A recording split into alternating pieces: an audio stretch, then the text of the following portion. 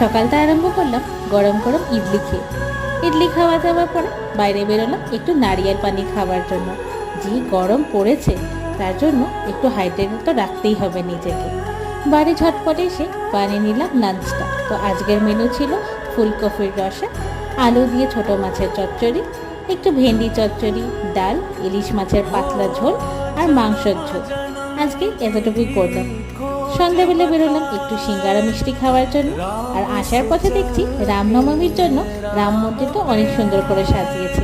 মন্দিরে প্রচণ্ড ভিড় ছিল, তার জন্য আর ভিতরে ঢুকতেই পেলাম না। একটু বাদে দেখছি একটু প্রসেশন বেরিয়েছে সব ঠাকুরদেরকে নিয়ে। এই রথগুলোর মধ্যে ঠাকুরদের বসিয়ে শহর ঘোরানো হয়। এত সুন্দর লাগছে না দেখতে, রং বেরঙি লাইট দিয়ে সাজানো হয়েছে।